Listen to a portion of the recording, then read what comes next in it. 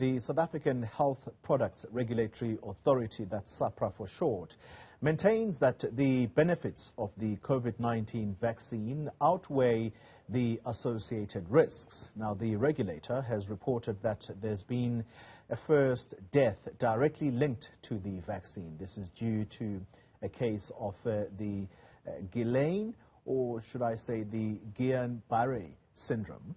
Now, this follows the immunization with the Johnson & Johnson COVID-19 vaccine. It's a rare disorder in which the body's immune system attacks the nerves. Joining me now for more detail on this is the SAPHRA CEO, Dr. Boitumelo, Semete-Mokokotlela. Doc, thank you very much for your time. You're probably going to be fielding a lot of these as people want clarity in order to try and not be as anxious. Talk to us first about this particular death. Are you able to tell us where exactly it occurred and what the recourse for that family is going to be? Because people may be wanting compensation. Sure, thank you. And thanks for having us. And indeed, we are fielding a lot of questions, rightly so, from the public as they want to understand what this means for them, especially those that have taken the Janssen vaccine. I must indicate that this individual started to feel these effects a few days after receiving the vaccine. So, you know, if you go through a period of time having not experienced these side effects, chances are you are in the clear. But again, you know, I'm not a clinician. And so I would say anyone who's not feeling well, like we've been saying, continue to consult your clinician. We unfortunately can't share the details, you know, of the individual just to maintain confidentiality around this matter. Yeah. The Department of Health has engaged, you know, with the family of the affected individual. And because there has been causality that has been demonstrated to be linked to the vaccine, the no-fault compensation scheme then kicks in. And Dr. Nicholas Crisp spoke to this yesterday from the Department of Health. He spoke to this yesterday at the press briefing, you know, that we had yesterday. All right. The common symptoms to look out for, Doctor. Sure. So, you know, with GBS, and it's unfortunate that we don't have kind of a clinical predisposition for GBS. That's really the unfortunate part about this specific syndrome. But, you know, as you rightly said in the beginning in your intro, that as soon as an individual feels, you know, numbing of the limbs or some muscle pain or so of the limbs, being the legs and the hands and their arms, we would recommend that they engage and notify their clinician around this. Typically, cases of GBS, and this is what we saw for those that were reported in other countries, it is manageable. You know, one can be put on various therapeutics to manage these symptoms. So experiencing a death from GBS, while it does occur, we know that there are many instances, more often than not, wherein it can be managed. Sure. We also have a microsite where people can look at the other common adverse effects following immunization, and we've spoken to this. This is experiencing fever, etc. So people must continue to monitor those. Yeah. One of the words that's been used around this particular syndrome, Doctor, since your announcement yesterday, was that this is a rare syndrome. And so the question is, out of how many people would you say this kind of syndrome appears? How rare is it? Sure. So typically, I mean, it's a very rare syndrome. I mean, if you look at this case now with the Janssen vaccine, we had, and we've to date, I think, administered close to 9 million doses of this. And this is the first case that we see with a causality linked and with this syndrome. So, you know, we are continuously monitoring. And so we can safely say that in our context, we've seen one in 9 million. In the US, where they also rolled out the Janssen vaccine, they saw about 6 cases in 6 million that they had administered. So linked to the COVID vaccine, this is how rare this case is.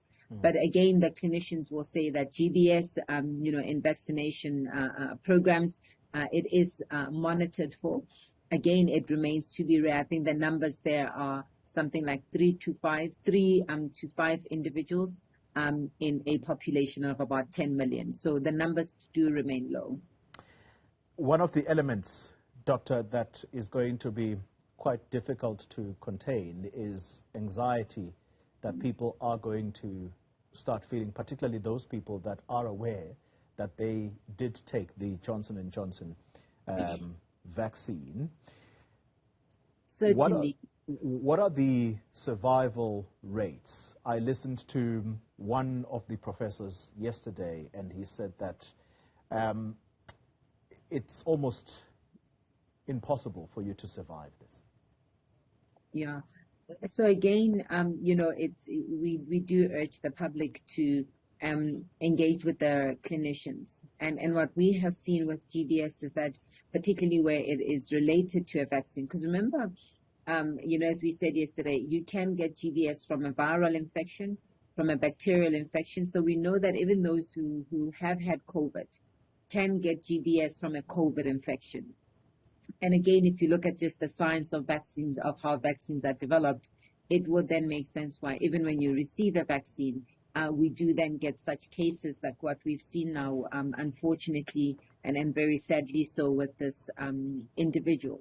And typically the symptoms manifest within a few days. So if you took your vaccine months ago and you've been okay, again, I don't think there's a cause of concern. But the minute one is not feeling well, we would encourage that they engage with our healthcare practitioners. But because of just the etiology of this disease, it does manifest quite early, either in a COVID infection or in vaccination. Yeah.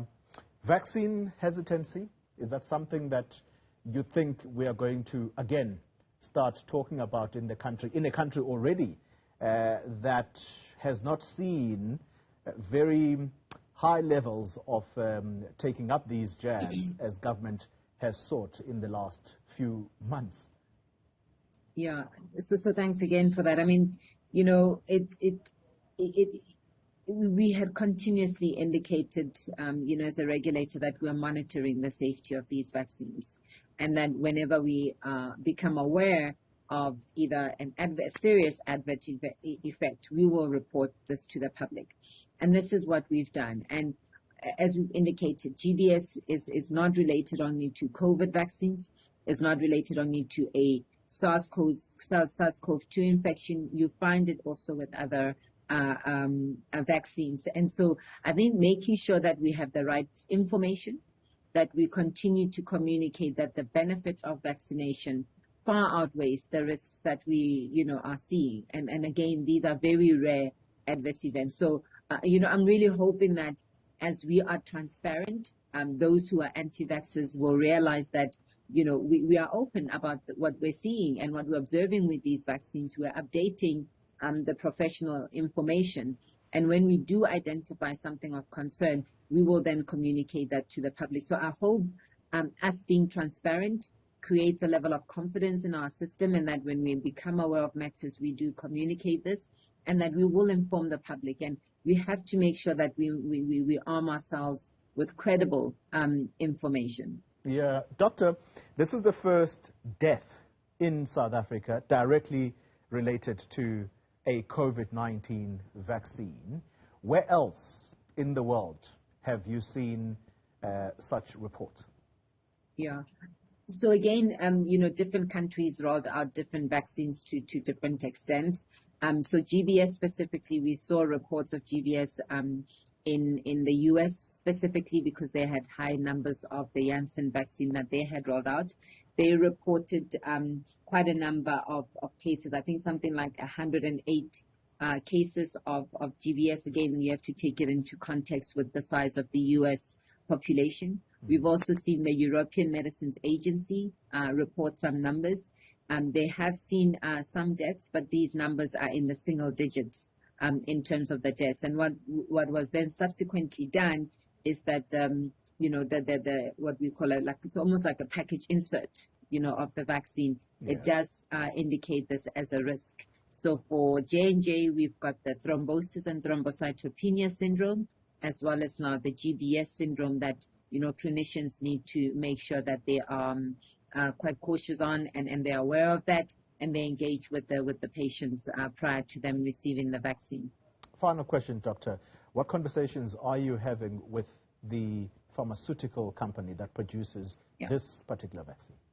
Sure, thank you. And this is a very important role that we play to ensure that, and it's not unique to COVID, right? So with all therapeutics, vaccines, biologicals, wherein we become aware of a serious adverse effect, what they need to do is to make sure that they update as I call it, the package insert professional information so that the clinicians know, and they know then how to deal, and that they need to screen for any individuals who present with this. Again, like with any medication, you are expected to have some side effects. The key thing is we need to know what it is. We need to know that it must be monitored prior to one receiving the therapy. And so with them, it's about them updating this. And then again, with the Department of Health, the family will engage then on the no-fault compensation scheme. Dr. Boitumelo Semete-Mokokotlela, she is the CEO at SAHPRA. Thank you very much for that information.